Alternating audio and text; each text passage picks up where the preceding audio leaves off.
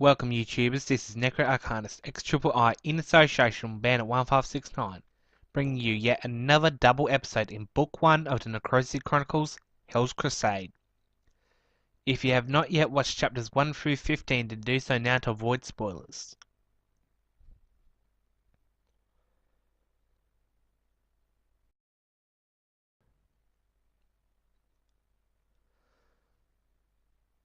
Previously on Hell's Crusade, the Necros traced Adele to the Young Women's Academy of Silent Hill by thanks of Dragoon Bard Mikey, Cyborg Jack Scion, Draco Omega, and their invention the airship Ragnarok.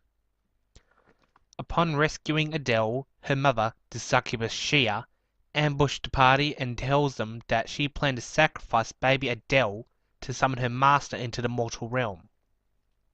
After Adele's father, the Archangel Samael, intervened, the powers of light and darkness clashed and broke Adele's soul in half, creating her twin sister Kyra. In order to reunite the two girls, Shia has used her powers of seduction to cause the many historical events that have led to the destruction of Australia, and thus, the formation of the Necro Crusaders Sin Invitarum. Now that her plans have nearly succeeded, Shia plans to sacrifice Adele, Kyra, and 1,000 or so young girls at the academy to please her master. However, the Archdemon and Antichrist Spirin put an end to Shia by summoning Abaddon, Primarch of the Flame, to destroy her body, allowing him to capture her soul with demon magics and throw it into the abyssal nether, where she will be doomed to disintegrate into the stillness of eternity. Now that the coast is clear and the Necros are ready to search for Kyra, this is Hell's Crusade, Chapter 16, My Sister's Keeper, and Chapter 17, Fantasy or Reality.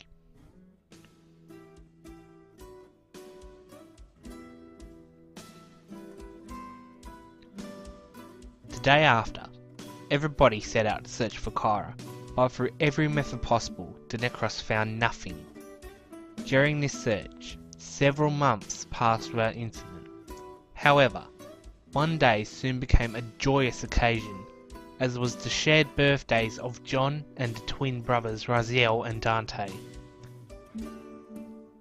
At the house, those who weren't drunk and passed out were playing Guitar Hero on John's new Xbox, which had apparently been rebuilt recently.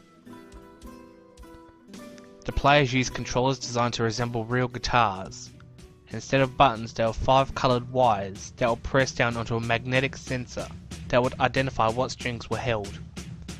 In one corner of the room, Dante and Vincent were enjoying a rap battle between themselves despite singing off key.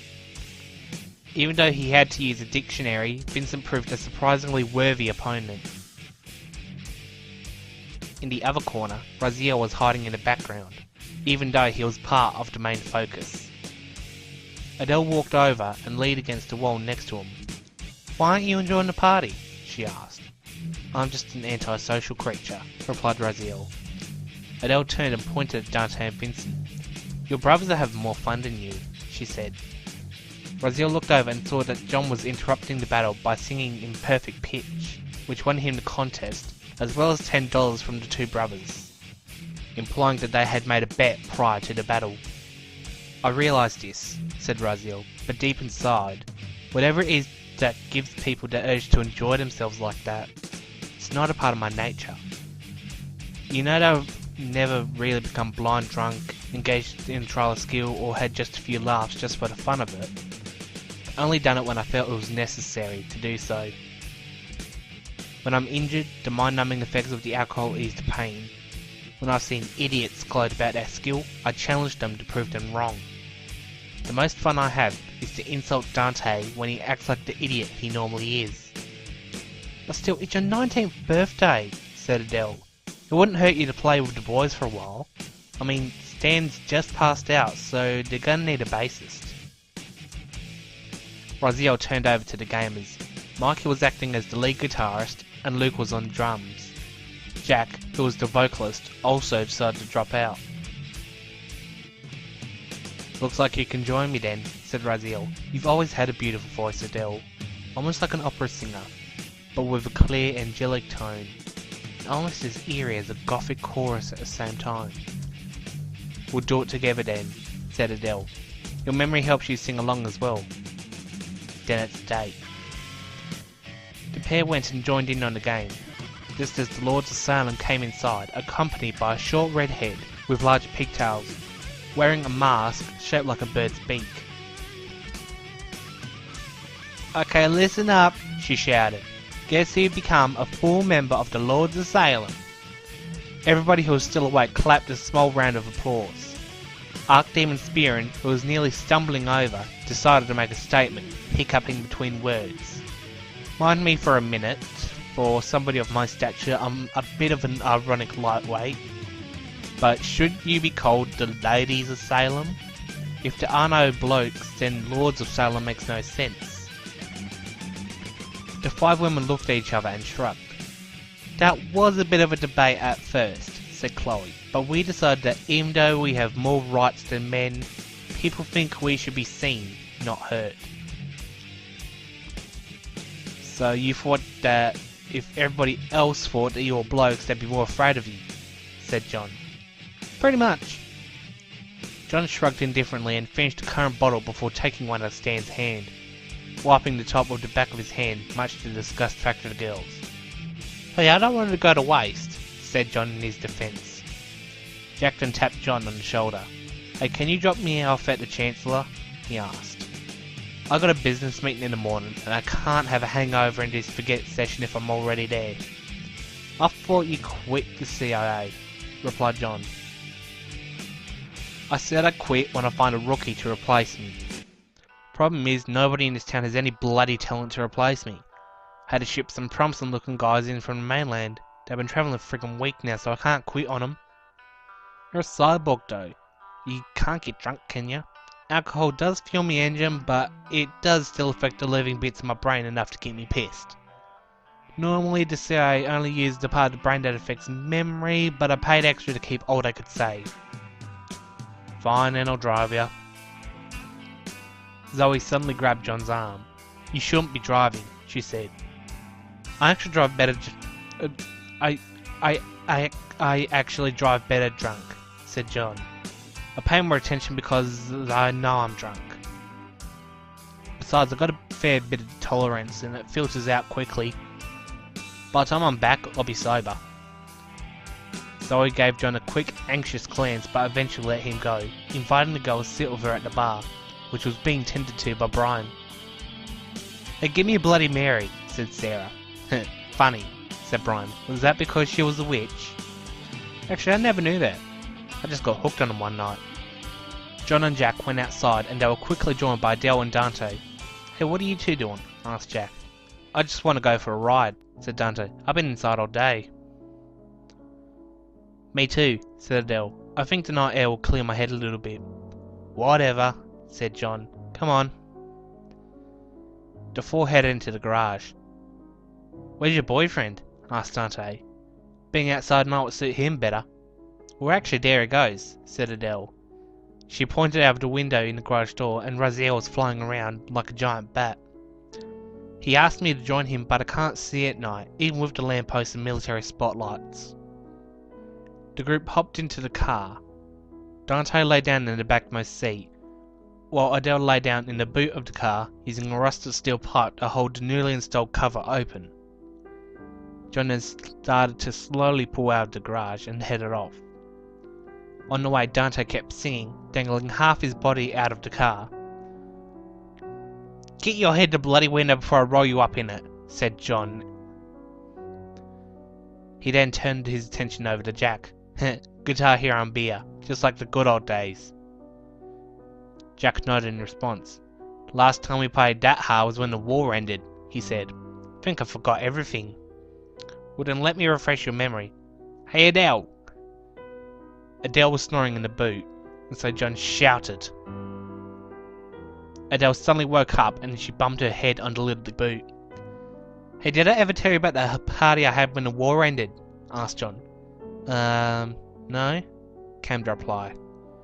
Well, it was exactly like tonight, except you and the boys weren't drunk.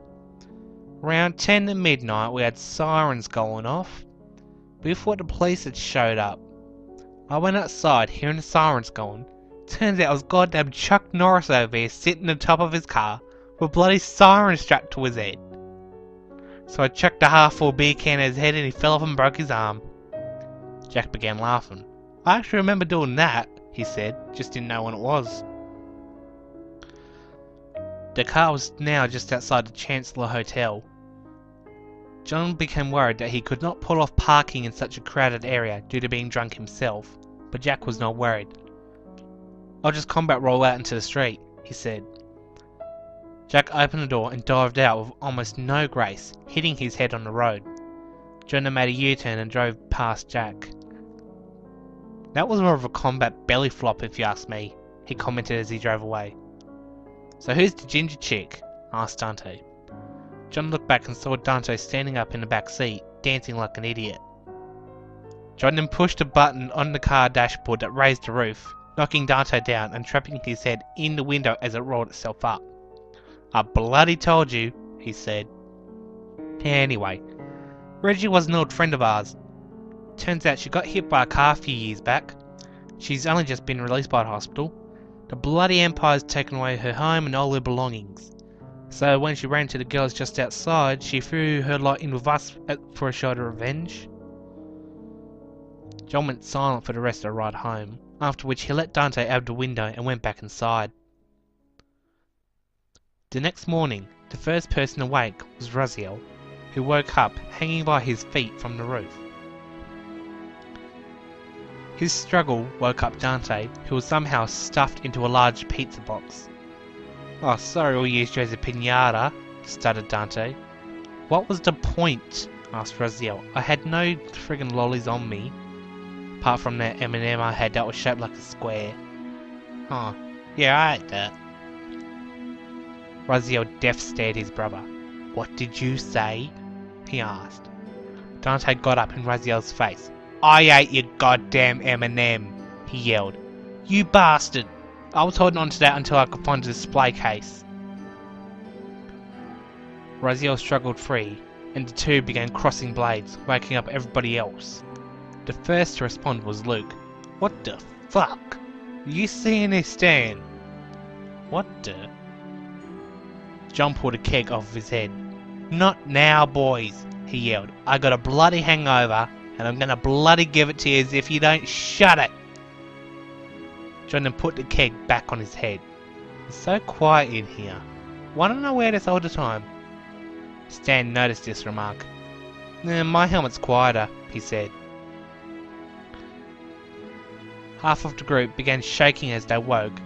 In an instant, men began dashing for the bathroom door, slamming into it as Sabafang closed the door behind him. What the hell does a dog need a bathroom for? Called Brian. John began freaking out. You hope to high heaven he did not hear you say that, Brian, he said, for you have more fury than I do. Sabafang broke down the door and began tearing Brian apart by flinging him into the walls with his bare teeth. The others began brawling for control of the bathroom, but Vincent snuck in the door and placed it back on its hinges at the same time. After about an hour of chaos such as this, the entire house was nearly back to normal. Stan picked up the couch, as it had apparently been knocked over during the night, and he found Adele sleeping under it. Yo, wake up, girl, he said, unless you want to be a footrest. Adele yawned and stood up, walking out of the room. Stan then turned the TV on and began flicking through the cartoon channels, stating, boring, boring, boring, boring, until suddenly, a show that was not a cartoon came on, featuring children singing and dancing with a creepy looking figure that was as if James Bond dressed as a clown. The creepiest part was not the multicoloured tuxedo style outfit, which had a Nazi swastika label, as well as several medals sewn to the upper left arm. It was the clown's makeup. He was wearing red mascara and paint around his face that seemed to be running like dripping blood. The children were singing about how great the Empire was because it was, quote unquote, like one big happy family. Everybody's face was covered with disgusted looks. That's just disturbing, said Dante. He makes the Joker from Batman look like me. Stan agreed and turned the TV off. "Hey, hang on," said John. "Turn that back on." "Really?" asked Stan. "Okay."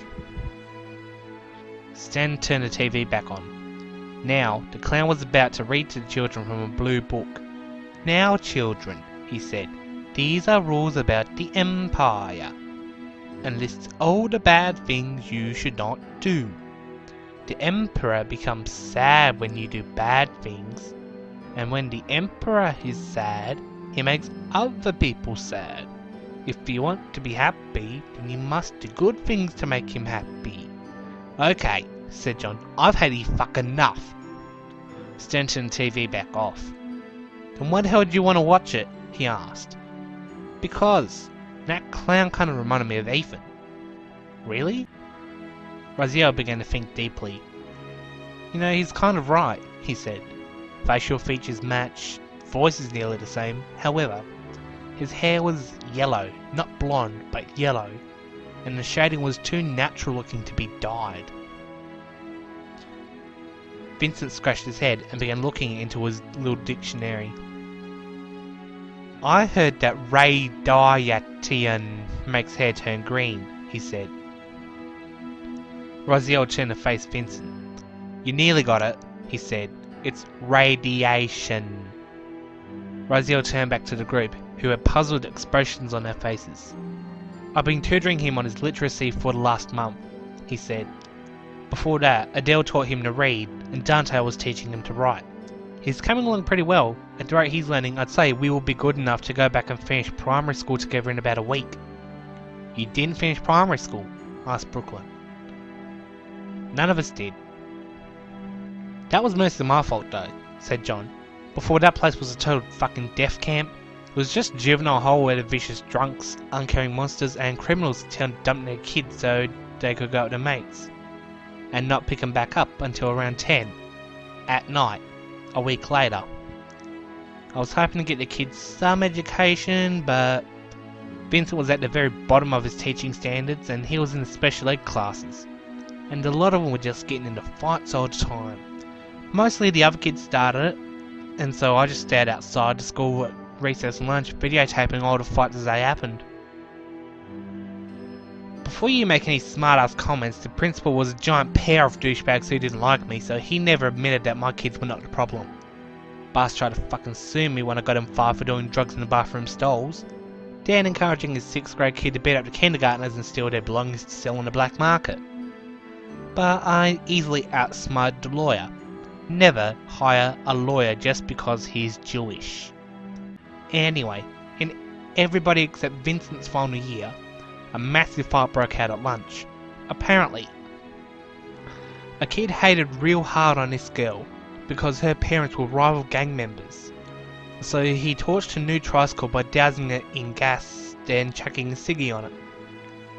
Anyway, when she went to confront him, he convinced her that Dante done it instead and proved his claim by showing her that he was carrying around one of my lighters. Although in Dante's defense, he stole it from me to burn the cobwebs in the girl's gym bathroom to impress a girl who was arachnophobic. Anyway, the girl got her brother, who was in the 9th grade, to attack the 4 of them. This bloke was a bulky ass bastard, and he went to beat up Dante.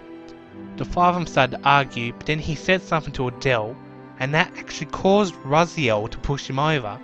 Dude went to shiv Raz, Vincent broke his nose. Problem was though, all this dude's mates were in his gang, and they all had weapons. I had to pull the kids out of school the very next day, and shortly after that I began teaching them how to fight. Spearman bowed his head in thought. "Out of concern and curiosity," he said, "what exactly went on in this conversation?" Adele nodded. "I think his name was Ralph," she said, "and he came up to Dante and started coming up with all this gangster slang. So I didn't understand a word of it." "Hang on," said Luke. "I've been in every gang in Queenie that accepts blacks. Before this gang, I was in the Rippers, who were in the weapons trade. Before that, I was in the North Side, who were actually nice blokes if you ignored the fact they killed a priest living in their neighbourhood. Then again, he was an undercover spy for the Warlocks. They actually donated to the African famine by selling handcrafted junkyard art they made with scrap from the tip. Anyway, long story short, I've been in enough gangs and enough undercover operations to figure out every gang's own slang. If you tell me what he said, I can probably translate it. John stopped Luke right there. I've joined the neighbourhood gang for a while in my line of work, he said, as well as being an honorary member of the current local bikie club, the Men of Mayhem. They started out as a fan club for the popular TV show Sons of Anarchy, after the final season aired in Australia. When we still had the Christmas parades, we styled ourselves to look like the actual members from the series. I always played the guy that Marilyn Manson played as a cameo role. At first it was just because I'm a fan of his band, but then the club leader's girlfriend said because I'm Aboriginal, and Manson's character in the show was a white supremacist, it could be also for ironic shits and giggles. Off topic now, I know enough to know what this boy said, and I don't want it spoken in his fucking house. I nearly got shot over a fight with a friggin' rival bikie club from Bernie that featured the same phrase. Anyway, I'll write what he said down, and you translate as best you can in your head. John ripped a sheet of paper from off the coffee table and wrote something down on it. He then passed the note on to Luke, who was instantly shocked. 15-year-old shit said that? He asked. 14 according to Raziel, said John. At recess he was inviting everyone who was not in the rival gang to his birthday that was coming up later that week. Luke cleared his throat and began to translate the paper. Dude, you really need work on your handwriting, he said. Anyway, boy, why the hell did you burn my sister's bike? Stan looked over Luke's shoulder. All that writing means that one sentence? He asked. Damn right. Adele nodded again. I did realise that this was what he was trying to say, she said. So I said that Dante didn't even know his sister, so he had no reason to set her bike on fire. He then called me a bitch, then said I had no right to talk, and that I had no right to be with those freaks. He then went on to tell everybody within earshot that the only reason I was at the school at all was because I was a whore who was most likely going to be caught dead in the street while selling myself for money.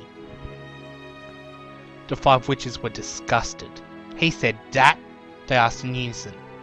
It's more in my words, but that's the extremely shortened gist of it. John pinched the paper off of Luke and scribbled another note, handing it back to him. Luke's eyes nearly popped out of his head, and he went silent for almost 3 minutes.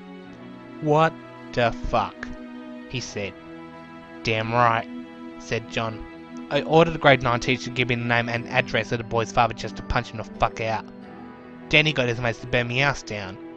So what was this guy's last name? Maybe I knew him. Well, the teacher said that she didn't know the father's first name, but according to the kid's name on the register, his last name was Kershit. Luke was amazed. You know, this one time I was in the Warlocks, me and my buddy Jama, we were both framed by a guy called Ralph Kershit for terrorism. This dude got caught out, and we got a good look at his face as the guard let us out, as he literally got thrown into our cells we were let out. Jarmuth owes me a solid for when I took a bullet for his girlfriend during a drive-by attack. And last I heard of him a year ago, he got a job at the same prison as a chef, finally put his friggin' lousy cooking skills to good use. He told me that Kershaw was back in the same cell on a life sentence, but he was allowed on a parole hearing for good behaviour and he totally buggered it up.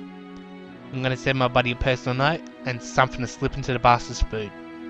I'd tell you to sell one of Vincent's socks, said Dante, but that would be way too harsh. John snapped his fingers. I know a girl who works at a hospital, he said. I could persuade her to give up some cancerous medical waste. Luke and John slammed their fists together. Done deal, mate, he said. Now, said Spearin, back to business, the Kyra debate. John snapped his fingers again and pointed at Spearin. Right, nearly forgot. Sorry, Adele. We, henceforth known in the plan as Party N for Necros, have run out of ideas to look for Kyra, henceforth known as Party K for obvious reasons. Thanks to how well her mother, out of respect for Adele's hatred not only of her but usage of the any term that references the fact that they are related, who is now henceforth known as Party B for Bitch Queen. Searches outside the country have been difficult due to the Empire, known as Party A for assholes led by an arse of a ruler, who have tried time and again to shoot down the Ragnarok for being an unregistered aircraft. However, we now have a trump card. The Lordly Ladies of Salem, known as Party W for Witches, have 5 members and so are able to use their powers to their fullest extent. I have researched a spell to scry, which means to magically search using a crystal and a map, for a lost witch. However, I've been experimenting with the spell to create a group of variants, which means that we'll have to scry instead of a witch for a soulless Nephilim. However, the new variant will be more difficult to use due to the fact that scrying requires an entity with a soul, and that locating otherworldly entities alone is a difficult task. So if we go outside, Party W has left their equipment in the garage last night, so we can set it up to cast the spell. What will the neighbours think? Asked Brooklyn. Next thing we know, it's the era of the West Coast witch trials. Already beaten you girls there, said Luke. Only it was a terrorism scam that ended up with nearly 800 men and women killed across Aussie and the neighbouring countries, suspected of being ISIS members. That's actually right, said Raziel. The 2030 trials. They nearly got us because somebody spray painted the ISIS flag on our garage wall. Luckily the hype died down when the court figured out that the one who painted the flag was a priest who's been trying to kill me for years because he's convinced that I'm the Antichrist. You can guess why that is. He kept creeping up and shooting at me with a super soaker filled with water from the baptismal font, and as such I eventually caught pneumonia. They got him arrested on charges of stalking a minor. Why do you have people arrested? Asked Spearin. It makes you look like you were siding with the enemy. I've got no quarrels with the police, replied John. Unlike the military, they don't just cap your ass only to walk away. They only injure, let alone kill, on rare occasions. Not to mention, a friend's dad works at the cop shop, so I've tried to work with them for his sake if the situation calls for it. Although I've never ratted out on me mates just to save my own ass, I've spent a fair few nights and therefore refusing to talk. Although you'd happily feed the enemy to the sharks, commented Luke. Right, so to avoid any hassle, we'll move on to the garage. Everybody left the house and proceeded to the garage. While we're at it, said Spearin, we should work on a spell to disguise me as a human, so that I can mingle with the townspeople. Without stopping or looking back, John reached into his pocket and pulled out a piece of paper. I got you back, he said. Photocopied that one right at an Necronomicon. I trust you know your Latin? Like Luke knows his slang. Speaking of which, said Luke, I tested that spell out to see if it would make me white. Didn't work properly though. I was trying to remember the prehistoric history lessons from school and I confused Homo sapiens with Homo erectus. You do not want to know how that ended. No, we do not, said Dante. Why the hell do you want to be white? Asked Adele. Well, it sucks to be the only person of colour in this fucking town. Then again, you're the only one of your race in this town, so you probably understand. Raziel tapped Adele on the shoulder. Hey, I've been thinking of something she said. He said. Whatever she said, commented Spearin, it was most likely a lie. Anyway, she said that Kyra was the result of your soul shattering and taking human form. For one, if I were to read your soul, it seems complete. For two, is that even possible? It is actually, said Spearin. One of my pseudo-brethren has the power to split souls in half and recombine them at will. He was a general in Satan's army, and he often used it to overwhelm heaven's outposts by splitting the souls with fallen soldiers into 2 separate entities. That way, only half of the soul perished and the other half lived on. That way, his army was virtually unable to be killed. So it's not like you and Kara are not only twins, said Vincent, but you're kind of like the same person. Weird. I thought American redneck families were screwed up. What? Asked Raziel, Adele, Spearin, and Dante in unison. I see a cartoon on TV, said Vincent. Rednecks are supposedly inbred to the point that somehow they're different family members at once. You mean something like being somebody's brother, uncle, and cousin all at once? Asked Raziel. I've actually studied this. It's scientifically impossible. They're rednecks, Raz, said Dante. They don't believe in science, so that gives them the right to defy it. You're an idiot. Better an idiot than an inbred redneck. Can't be bothered buying 30-something Father's Day cards every year. You can't even be bothered buying one at all, commented John. Hey, the shop's always run out of stock before I get there. Shut up, let's just concentrate on finding Kyra. The Necros set up the Lord's belongings in a similar fashion as to how John remembered the ritual circle back in Salem, using chalk for the points of the star, only he made them twice as big. I just had a thought, said Brooklyn. Why don't we scry for Kyra's semi-soul instead? If we have it, we might find a clue as to where the rest of it is. I'd rather you not say it like she's been cut into pieces and we need to find them like a jigsaw, said Adele, but you have a point. I know, said Brooklyn. Whoever says the blondes are dumb needs a good kick in the teeth. Forget that, said John.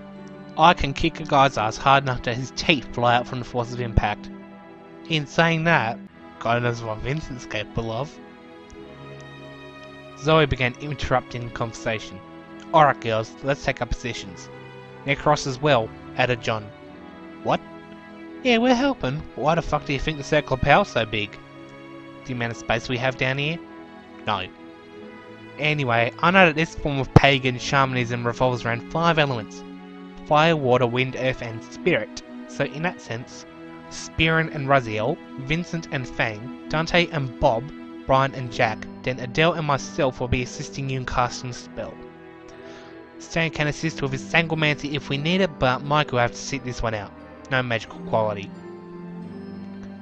I get Spearin, Vincent, Dante, Brian and you, said Reggie, but what about the other 5? Well, Raziel's magical attacks revolve around a black mist or black flame. Fang uses ice magic, which is often tied to water magic, at least as a subcategory.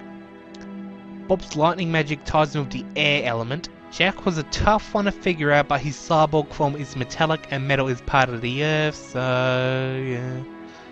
And Adele's also a strange choice, being time-based, but I thought that her angelic blood enticed Kyra would influence the spirit proportion. Seems legitimate, said Chloe. We'll give it a shot. Hang on, said Mikey. I got a way I can help. Ambiance. Mikey began to play a slow, almost gothic tune on his guitar, and John began to shiver. Damn, that's my jam, he said. Good job, Mike. That's creepy, said Sarah. This ritual thing's already becoming some of the creepy shit I've ever seen, said Dante. And I've watched every Marilyn Manson music video ever. Vincent suddenly ripped a workbench from off of the wall in the corner and placed it in the middle of the circle. Everybody took their positions, Stan waiting a distance of Mikey, while everybody stood in the given points. John, Adele and Zoe stood in the white. Spearin, Raziel and Reggie stood in the red. Saberfang, Vincent and Sarah in the blue. Brian, Jack and Chloe in the green. And Luke, Dante and Brooklyn in the yellow. In order to make room, Saberfang had to resort to standing on his hind legs, but he seemed to be doing okay regarding standing unassisted. What are we to do? Asked Zoe. John said nothing, but a strange noise could be heard from Jack's direction. Jack then lifted up his tattered tuxedo to reveal that he had a storage compartment in his abdomen, from which he pulled a map of the world. John then placed an eerily familiar yellow crystal shard on the map. You should know the words to chant for Scrying Lost Witch, he said. Just replace the words Lost Witch with Nephilim's Soul. Seeing as most of us don't know chant, you're not welcome joining with it. However, it's all our jobs to channel our power into our designated witch. John placed his left hand on Zoe's right shoulder. To channel, just focus on allowing your energy to build up inside of you and let it flow through yourself and the girls like a river. They'll do the rest. Just don't focus too much on the river current, otherwise you're going to make one in your pants. Everybody assumed their positions and closed their eyes in deep thought. An eerie Latin chant filled the room, fitting Mikey's ambiance. Slowly, the group's arcana began to glow slightly. Eventually, the witches took hold of their spears and touched the table with the metal tips. The crystal shard began to vibrate, and after a few minutes, it jumped up and began to glow, moving around like a spinning top. Eventually, it shot straight down, piercing a tiny hole in the map over Australia. The chanting stopped and everybody returned to normal. John smiled. It's working. Jack gave us another map. Near instantly, Jack presented another map. John took the shard and the first map off the table so that Jack could place the next map, which was only of Australia without Tasmania. The group then repeated the ritual, but the shard did not actually touch the landmass on the map. Instead, it trailed off between the south and southeast. "Here's hoping," said John. "It's right near us, so either she's in Tassie or somewhere out in the Bass Strait. Jack, map number 3. Jack swapped maps, changing the old Australian for old Tasmanian map, which included the King and Flinders Islands. They performed the ritual one last time, and the crystal shard landed on top of Mount Owen. "Not too far," said John. Then again, that bitch didn't have much time to hide away before our rockin' came a-knockin', so she would have had to have been close by the whole time. The entire group left, except for Adele. Raziel noticed this as she was leaving and turned around. "What's wrong?" he asked. "I was just thinking about what you said about what she said," replied Adele, "about having a split soul but appearing normal." "Is that so?" "Yes. I faithfully believe that the soul is defined by the owner's experiences and it grows as the person develops. That is how our souls differ per every person, so it makes you wonder, are we all born with broken souls? Is life just a quest to replace the missing fragments of our souls with our experiences? You know, Dante is a bit of a jerk, but we do share the same DNA down to a T, so he does have the capacity to do or say something with some form of wisdom. But it's like a superpower that uses up so much energy he has to wait 2 or 3 years for it to recharge. He once said something to me regarding Vincent's low intelligence. He said that he saw Vincent reading a Bible designed for children, you know, so that it had pictures. And over Vincent's shoulder, Dante read the story of Adam and Eve, and he thought of the controversy surrounding the apple from the tree of knowledge. Dante said to me that he believes that humans are born knowing everything, but God only allowed us to live after having our knowledge sealed away in the fruit. Science, which stems from knowledge, defies God. Out of everything surrounding the Catholic religion, there's only one extremely important thing: God is infallible. To prove God wrong is like spitting in the face of existence itself. Mankind's evolution, which became the pursuit of knowledge, is just a deceived race driven by their subconscious to reclaim their stolen birthright. Why haven't animals evolved like we have? They either don't care or they do know everything, but they do not have the linguistic skills with which to tell us. It could have been why the snake gave Eve that apple. The snake knew that God wanted to keep the humans from surpassing him with their unlocked infinite wisdom, so he risked himself to give the gift of knowledge to mankind, and in doing so damned Adam, Eve and himself for defying the God that created him. Dante said all that? Ironically, that was just before he became the selfish, callous being he is today. As if by sharing a forbidden law, he damned himself to have his wisdom taken away. And how does this refer to Vincent? Yes, that is kind of off point. I asked Dante about that, and he said that when God tried to take away Vincent's knowledge so that he could be born, he accidentally took away too much. At that moment, Raziel could sense Dante approaching. "Speaking of the silver-haired devil," he muttered. Dante poked his head around the corner. "Hey lovebirds," he shouted. "You might want to quit this makeout session and make yourselves useful." "Like you know anything about making yourself useful," replied Adele. Dante ran out of the garage, followed by Raziel and Adele. The Ragnarok was now outside with a new deep red and light grey paint job, and everybody else was aboard. Raziel and Adele nearly stumbled over as the plane began to take off without them, so they had to fly after it, and they could hear talking. "Why didn't it work?" asked Sarah. "Damned if I knew how this works," said John. "I just try to brand people and it either happens or it doesn't. At least you're taking it better than Ethan did. He ran away near crying, and I haven't heard of him since." John noticed Raziel and Adele climbing aboard. "They're on, Jack," he shouted before turning to the pair. What were you doing? Nothing currently important, said Raziel. We just discussed something personal. John appeared to not believe Raziel, but he dropped the subject. Alright. Well now, let's run around the base of the mountain. If there was anything on top of it, the ship's satellites will spot it by now. So the only suggestion would be to run around the rim and look for any tunnels. And there's one now, said Vincent. I see it, it's a big one. The Ragnarok hovered around the side of the mountain, and debris from the college and floating island littered the area. But only just visible behind the rubble, a dark tunnel appeared at ground level. That wasn't there before, said John. I swear there was no tunnel 6 months, not even 6 minutes ago. Scanners show no tunnel, said Mikey on the intercom. Perhaps somebody painted it on as a joke. Spearman peered out of the window. I think I see something else, he muttered. Suddenly, the Ragnarok began to spin around violently. What the hell are you two doing in there? Shouted John. We've got no idea, replied Jack. Both autopilot and manual controls have malfunctioned. Brace yourselves, called Mikey. This is gonna be rough. Everybody ducked under the chairs and prepared as the Ragnarok crashed into the mountainside.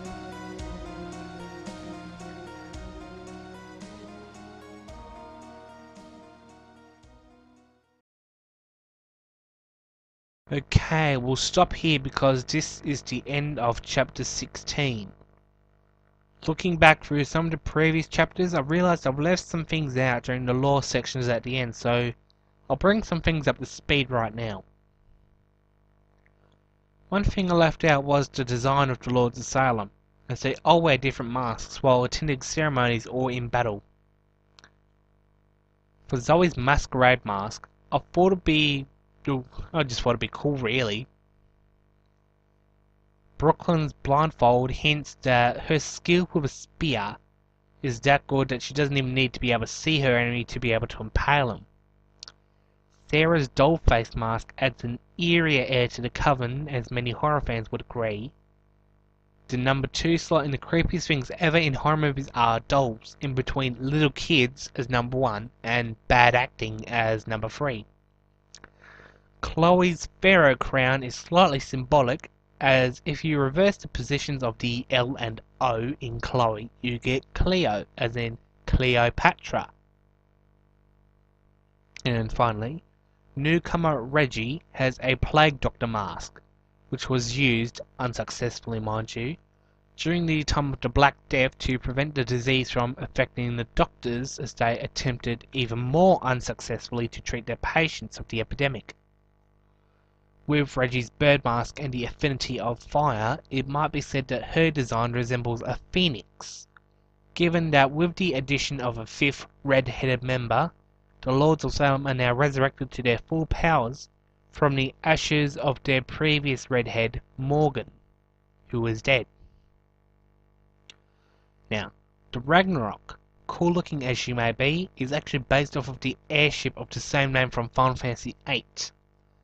Found near the end of the game, this dragon-shaped craft allows the player to reach some secret areas, including access to the most powerful enemies and summoned creatures of the game. So yeah, it's pretty freaking useful. Now moving on to the chapter we just did, number 16. The part where Raziel and Adele are talking in the garage, when Raziel mentions Dante's fear and how humans are born knowing everything. That actually comes from Dante's inspiration, Sephiroth. In the City of Final Fantasy, or I think the sequel, the City of Duodecim, I got the idea for Dante to say that I stretched Sephiroth's theory to make it not only fit the Bible story of Adam and Eve, but also why Dante's personality contradicts the fact that he started the fear in the first place. Because he's selfish and arrogant and stupid. Now, moving on, there was one point that was made about Isis. When I was actually writing this dialogue, it was during a remaster of the original draft of Hell's Crusade, meaning that I was rewriting the short story I originally wrote for a school project to try and expand the lore and universe into a full-on novel. And around this time was the peak of the terrorist propaganda war centered on ISIS, although I think they're called ISIL now days, I'm not really sure. Anyways, I thought that even though Hell's Crusade and the whole Necrosis Chronicles are set in a kind of modern fantasy setting, I thought it'd be a good idea to make some real world connections and point out some things currently affecting the modern world, such as terrorism scandals, such as the strings of bombings and shootings that plagued 2015. The statements made about people being killed because of simply being suspected of being ISIS in disguise are actually more common in the real world than you might think.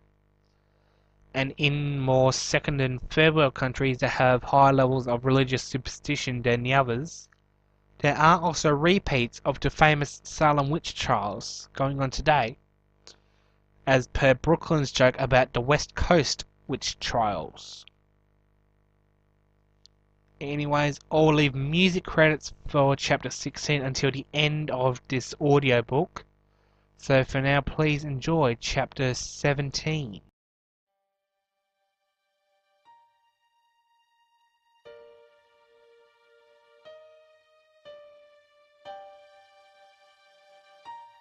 Adele was the first one awake. Her mind was a scrambled mess of discord. In the distance, she could see the smoking remnants of the Ragnarok, thinking that she was thrown from the crash. The afternoon sun bearing down was almost blinding, and as she tried to sit up, she was too weak to move. Suddenly, she felt something slimy crawling up her arms and legs. She lifted her head up and was horrified to realise that she was face to face with the reanimated corpse of her mother, flesh still dripping on the blackened bones. The jaws opened up, even going as far as splitting in two to try and devour Adele. She tried to run, but she was pinned down, so all she could do was scream. Someone suddenly appeared and kicked the corpse off of Adele, and she looked up to see that it was Luke, who jumped over Adele and slammed his right foot into the zombie's chest, pinning it down. "She must die!" cried the corpse in a horrifically distorted voice. "The master needs her!" "When I send you back to the depths of hell," said Luke, "tell your master I said, 'What's up, man?'" Luke pulled his magnum gun out of his afro and pulled the trigger until the chamber went click, utterly blowing apart the skull and rendering the body lifeless again. In an almost stylish dance-style move, Lucan swooped down and lifted Adele up to her feet by the back and twirled her around himself. "You better watch yourself, girl," he said. "Nearly gone there. You right?" "I guess so," replied Adele. "Why the hell did that bitch come back? I thought Big Red took care of her." "It's a long shot, but I guess that whoever her master was must have used necromancy to reanimate the corpse in one last attempt to kill me." The two of them could hear John yelling in the distance, "Alright, who's not dead? Sound off." Everybody else could be heard moaning as they woke up. "Why don't we ask the Blair Witches and old skeletal face what they make of it?" said Luke. Adele looked down and realised that she was covered in rotting flesh, and she began trying to scrape as much of it off as possible before it caused a stain. She and Luke then ran off to the crash site to see the damage done. Everybody else was inside the ship, leaving Adele to wonder why she was thrown off and not the others. Dante was looking around frantically. "Yo, where's Blood Dracul at?" he asked. Everybody looked around, and as to Raziel was not on board. Adele remembered the spots that she and Raziel were to avoid the crash, and she began moving the broken chairs to reveal a giant hole in the floor big enough to fit both her and Raziel. "Must have gone down to the engine bays," said Mikey. "Well shit," said Luke. "I'll come down. If he's being zapped, I can probably get him out." Adele, Luke and Mikey descended down into the hole. "What the hell could have done this?" asked Luke. "Well, there's your answer, Bob." Adele pointed at a stalagmite jammed into one of the engines. "Must have hit that," said Mikey. "Went through the floor and then snapped off and got stuck in one of the engines." Mikey pointed at a hole in the wall, which was much, much larger. Large enough, in fact, for Spearing to walk through the hole without having to duck under the top of the gap. "The two of you must have fallen through the top," he said, "and you must have rolled out of here. Raziel's not outside, so he must be in here." Suddenly, the Ragnarok rolled over onto its side, throwing everybody around. Spearin barely avoided being crushed, but then Raziel fell onto him from out of nowhere, the impact breaking his horns to around half their original length. Raziel stood up, clutching his head, to show that both of the broken horns were lodged in his side. "Sorry, there," he winced as he pulled the horns out. "My bad." "Don't worry about it," replied Spearin. "I was going to trim them anyway." "You trim your horns?" asked Luke. "Well, they grow rather quickly, so I grind them down with the electric sander once a week." "Well, anyway, Red, if you threw that sexy demoness's soul into a death dimension, why the fuck did she attack Adele just now?" Spearin pointed to the gap in the wall and jumped through it. "Probably wants Dad's advice," said Raziel. The three of them reunited with the rest of the group. "She come back, did she?" asked Zoe. "I'd like to put that bitch down permanently." "Beat you to it already, girl," said Luke. "I seen less brains splattered all over the ground when I first used me gun to take on a rival gang." "I thought it was necromancy," said John. "I was suggesting that possibility," added Adele. "What if a master was so desperately out to get me that he used necromancy to animate her corpse for one last attempt? The only question about that now is, what if the master finds someone else to take her place? Something with far more power and intellect." "If this master is that desperate," replied John, "he'd have the testicular capacity to show himself." "She has said that he is trapped," reminded Spearin, "and he requires a soul to set him free. I doubt the master can actually try to assault us directly just to get Adele, so it would have to send a minion." John thought deeply on that statement. "We can't be too sure about that," he said. "For now, our efforts have to be focused on Kyra. We shouldn't be worried about demonic mercenaries until, well, one shows up. And if one shows up, it shows up, and we put it down. Now, who's not too injured to join me on the search?" Raziel, Dante, Adele, Zoe, and Brooklyn all sided with John. "Bobby, you should be right," called John. "I am," replied Luke, "but it might be an idea if the rest of us stay back here and lick our wounds for a few minutes. Besides, if the path splits, Scout Party can mark the way you're going and we can go on the other way." "Slightly cowardly thinking, but it's actually not that bad a plan. Alright, we'll do it your way." The group went their separate paths, Dante leading the way amongst the rubble in search for the cave entrance, bouncing off the stone and brick pillars. "That entrance should be around here somewhere," said John. "I know I saw it around here somewhere." Dante stopped jumping around and attempted to lean onto a rock to catch his breath. Out of nowhere, the rock buzzed like static and Dante fell through it. The rock disappeared, revealing the cave. "Illusion spell," said John. "No wonder we couldn't see it up close. It's designed to protect whatever's inside." Everybody ran over to inspect the cave entrance. "So dark," said Adele. Dante suddenly crept up behind Adele and clapped his hands just behind her head. In shock, she made no noise, but her wings shot out and nearly hit Brooklyn. Adele then turned around and grabbed Dante by the collar, then turned back to the cave and dropped him to the ground before kicking him into the blackness. "You don't often open your wings when you're scared, Adele," stated Raziel. "Only if I hold in a scream," replied Adele. "It's kind of like a subconscious go-to." "Well, we've gotten some good out of it though," said John. "We've got a light source." "But," said Raziel, "is it safe to enter?" Raziel stepped up to the very entrance and tapped on the wall. "Are you alright in there, Dante?" he asked. Silence seemed to follow for about a minute before Dante finally gave a response. "It really stinks in here." John looked around. "I thought that was just me," he said. "It does smell like you," said Raziel. "Oh hey, check it out." John pointed at a crack in the wall. He reached in and ripped out a small mushroom. "These little buggers," he said. "Ironically, there's some kind of cologne that only works on people allergic to them. If someone's wearing them and has a reaction, it actually overrides to whereas normal scent like a perfume. And the smell differs between age and gender. For someone like Adele, for example, it smells like apples. Or me, I don't know what it is, but I like it." "That's your young man musk?" asked Dante, who was now hanging in the entranceway. "I thought it was your old man stink." "Maybe if you got out, the smell would go away." "Oh, ha ha. Serious though, any perfume you like, whatever the fuck you're wearing, is gonna make it worse."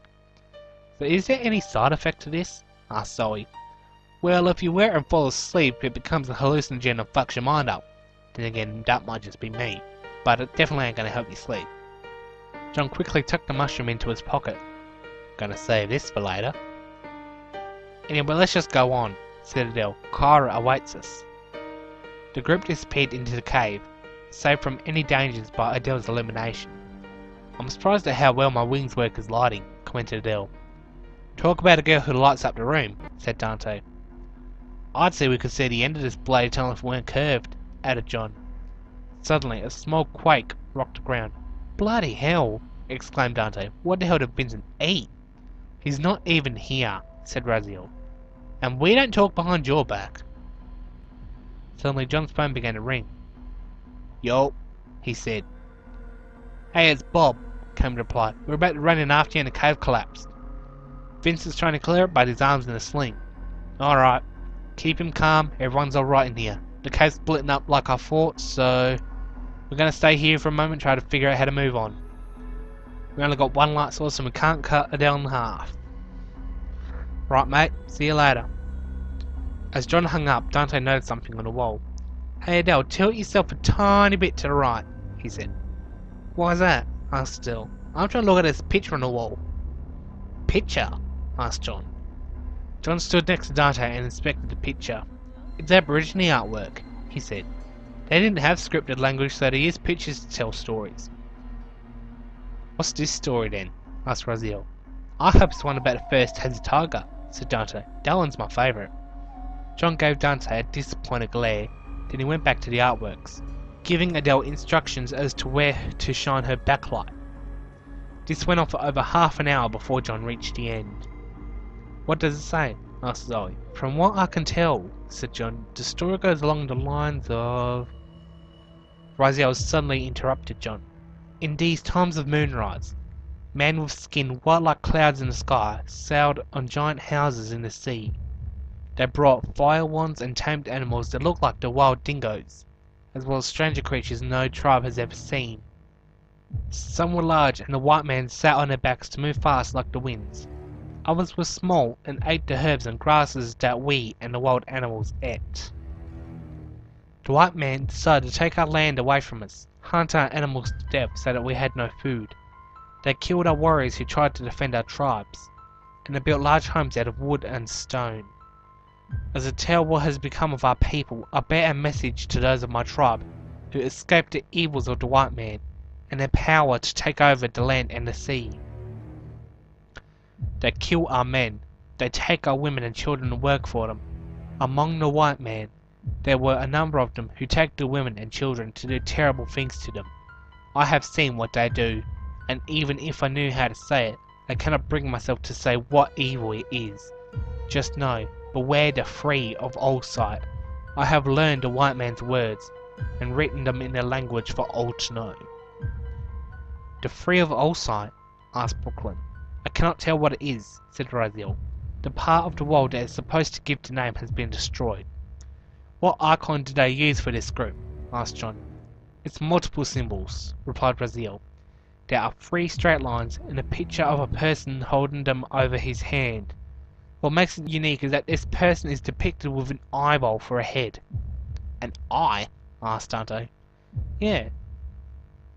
Jordan suddenly pushed Raziel aside. Let me see, he said. 3 lines, and then eye. John began to shiver with unease. Oh no, that can't be. What is it? Asked Adele. Well, Brooke and Zoe will understand. John took his combat knife out of his belt and carved a symbol in the wall, consisting of a triangle with an eye in the middle. Both witches gasped in shock. The Illuminati, said John, first known as the Freemasons. They are an underground shadow society who control most of the world's leading powers, such as who was the American president, who won what wars, what religions had power, which celebrities were famous, etc, etc, etc. They were well known for top secret information that almost nobody else can safely know, so whatever is meant by doing evil things to people can't be good.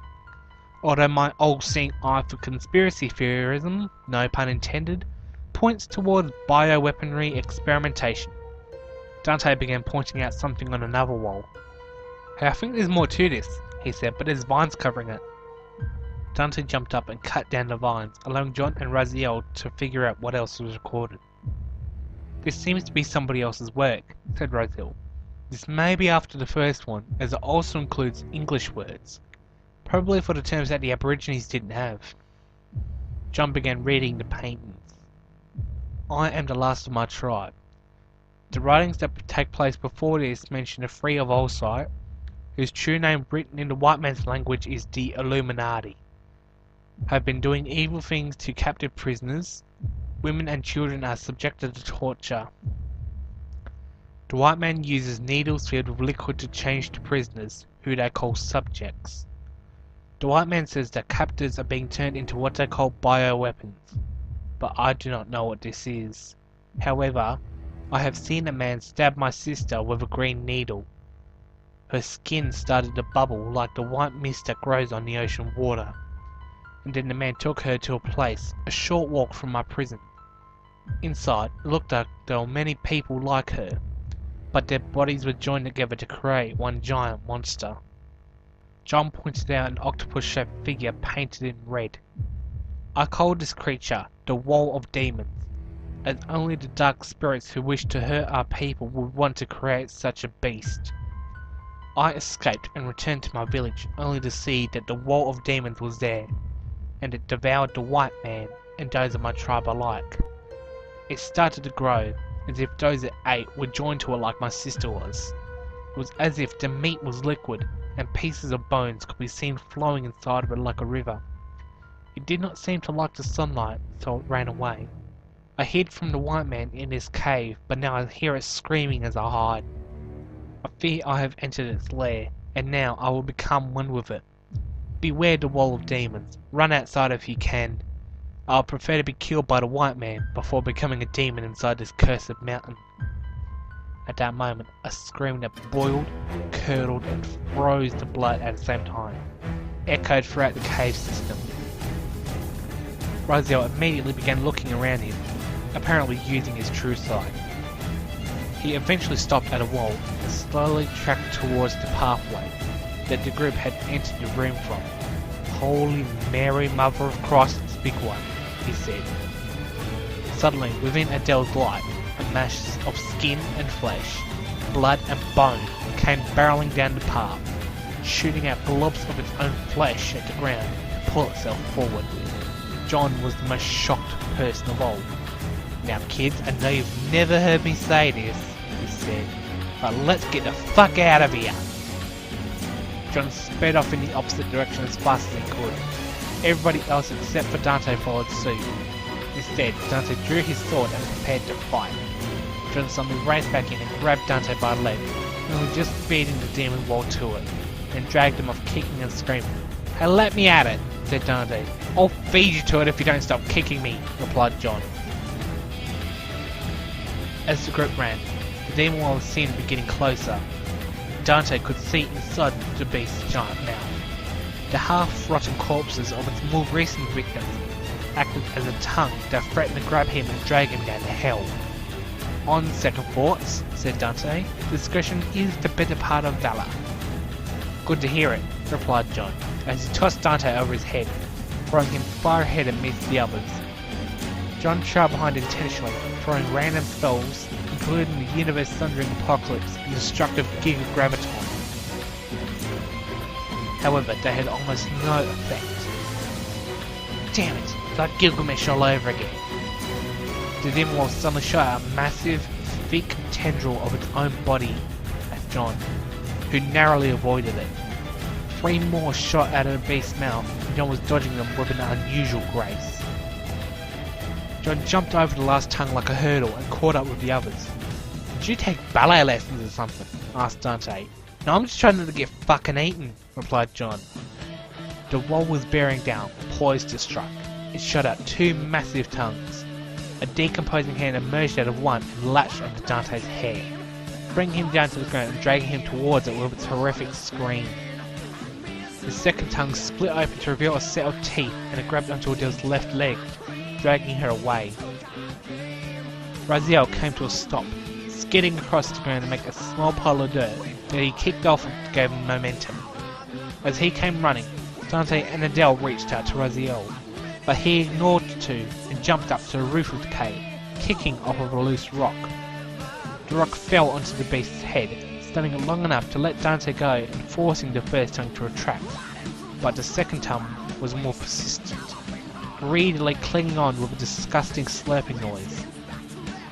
The roof of the cave over the wall suddenly collapsed onto the outstretched tongue, completely preventing the wall from coming any closer. However, the tongue was still unrelenting, and it continued to hold on to its squirming, screaming prey. As Adele kicked and screamed with severe pain, everybody tried to cut off the tongue with his or her weapon, but to no avail. Raziel conjured a massive orb of black flame in his hands, and he grabbed onto the slimy worm with all his might. The tongue ripped a large chunk out of Adele's leg, causing her to scream out in an even more blood-curdling tone than the wall's cries, as the seemingly melted skin, blood and sinews stretched out between the tongue and the wound it made before Adele fainted in shock. The light from her wings quickly lowered to a dim ember, and it was at that point that Raziel's fire took effect, burning through the leech's flesh until the entire thing was incinerated. The beast on the other side roared in pain and hatred, having been denied its meal. John shook Adele in an attempt to wake her up. She only barely opened her eyes and began to sob quietly. Dante began walking around, but in the blackness, he literally walked into a dead end. No freaking good, he said. We're trapped there forever, like anything with sits on. Trembling from the pain, Adele felt down her leg until she reached where she was bitten, snatching her hand away and jerking violently the instant she touched it. "We're gonna need your light, Adele," said Zoe. "We can't help you if we can't see the wound." Dante pressed his ear against the wall. "I think I can hear birds," he said. "I think we can knock the wall down here. Then we can go outside." Dante stepped back and plunged his sword into the wall. He then took the blade out, but no light shone through. What the hell? Dante peered through the crack he made, but there was another tunnel behind it that had light peeking through a slightly large crack. "We can break through here," said Dante. Then another wall, then went out. John stood up and barged through the wall as if it were paper. Raziel picked up Adele and the group began walking out. Suddenly, the wall burst through the barricade behind them, collapsing the entire cave further. The main group made it outside, but Dante was still trapped. "Shit!" he cried. "Shit, shit, shit, shit, shit, shit, shit, shit, shit, shit." John ran over to the wall and tried to tear it down, but half of the rocks would not budge. "There's a tunnel down this way," called Dante. "I'll try to..." Dante's voice faded immediately as the beast roared. The Ragnarok, barely repaired to the point of functional status, soared overhead and fired a laser beam that disintegrated the rocks. There was no sign of Dante or the wall of demons inside, but the pathway that Dante was speaking of was now blocked. "I've got to fucking go after him," said John. "He's an arrogant little shit, but it's my job as a father." Brooklyn scoffed quietly. "Hey, I always look out for my family no matter what. You can go to the hospital and see a group of people flattened heads who try to say otherwise." "Is violence your only solution?" asked Zoe. John responded by punching at the wall beside him to open up a new section of tunnel. "There is a time and place for it," he said, running into the empty blackness shortly after. As the Ragnarok landed, Raziel began to tend to Adele's wounds. The beast had apparently not taken a bite, but it had secreted some sort of acidic saliva that slowly corroded its way through Adele's flesh until it gave way, setting her loose. Already, the wound had become infected. The skin was grey and dying, and the muscles were already dead. Adele slowly started to whisper out to Raziel, calling his name. Raziel kneeled down and held her right hand in both of his, hanging his head in a mournful expression. "If only you didn't suffer this curse," he said. "If only you were not born to be the darkness's victim." Adele reached up with her left arm and brushed some dirt off of Raziel's face. "It's not your fault," she said. Raziel looked into Adele's eyes, which were full of fear and suffering. "You have to go. Dante needs you." "I can't leave you," replied Raziel. "Not like this." Adele gave a weak chuckle. "You're so stubborn when someone is hurt." That's your worst for Raziel, he needs you. I've got the girls with me, and the others are on the way. I'll be fine for now. Really. Raziel bowed his head ever so slightly lower, as if he were nodding slowly. He reached up and ripped the bandages off of his face before tying them around Adele's leg, visibly burning with intensity through the hair covering it. Adele could see in his left eye the passion that drove him, the powerful desire of his defensive attitude.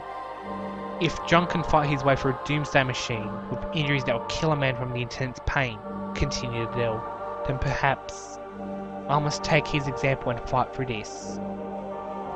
Adele cringed as she sat up straight, face to face with Raziel. I'll see what can be done about my leg, then we'll come to join you. He's always said we should stand together. Raziel nodded, kissed Adele goodbye before running off into the darkness, leaving her in the care of the Necros as he ran to save his twin from a fate far worse than eternal condemnation. And that was chapter 17. We've seen some Aborigine artworks, we've learned a little about the Illuminati, and Adele was nearly eaten by a gigantic living blob of flesh. The point of the Illuminati creating the wall is because nobody actually truly knows who the Illuminati are or just what they do, apart from actual members such as Walt Disney. So the fact that they had technology 200 years more advanced than what the rest of the world had is somewhat possible. And the fact that they used it to create a living bioorganic weapon is not surprising, given that it's something that people have been trying to do for over half a millennium. Just look at Resident Evil. Now, I know that I'm doing these double episode chapters more often, but compared to my later books, remember that I'm currently writing the 4th one in the whole series. The chapters in Hell's Crusade are relatively short, so I'm trying to squeeze as much time out of them as I can to try and reduce the number of overall chapters. By the way, we're officially halfway through Hell's Crusade now, as after this there's only 16 more chapters left to go. Before I go, music credits. Chapter 16 Intro, To Live Is To Die by Metallica plays. Fitting for playing Guitar Hero on someone's birthday, am I right? During the car ride, Beethoven's Moonlight Sonata plays, returning from the very early chapters. The next morning, the main theme of Final Fantasy VII plays, and it continues on until the scrying ritual, from which Yanni76's Diary of Undertaker, downloaded from Newgrounds, plays until the end.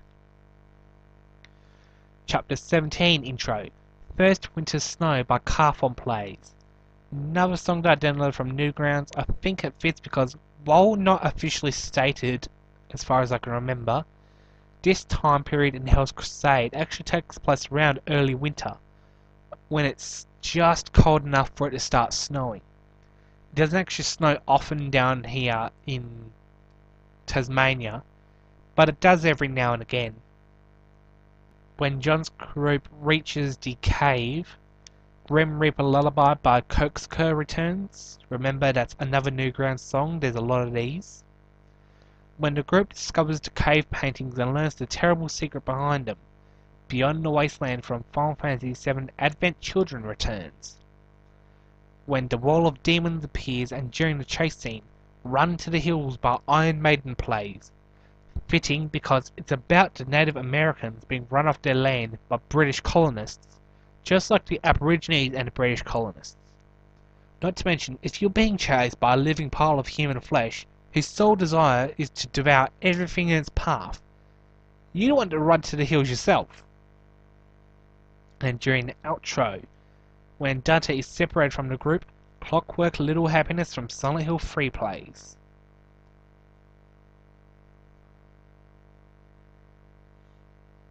Next time on Hell's Crusade, as Dante finds himself in a very peculiar situation, and the rest of the Necros must try and find him before it is too late. All the while, the secrets behind the mysterious place Dante winds up harbours a terrible secret. This is Necro Arcanist X I in association with Banner 1569. Signing off. Stay classy, YouTube.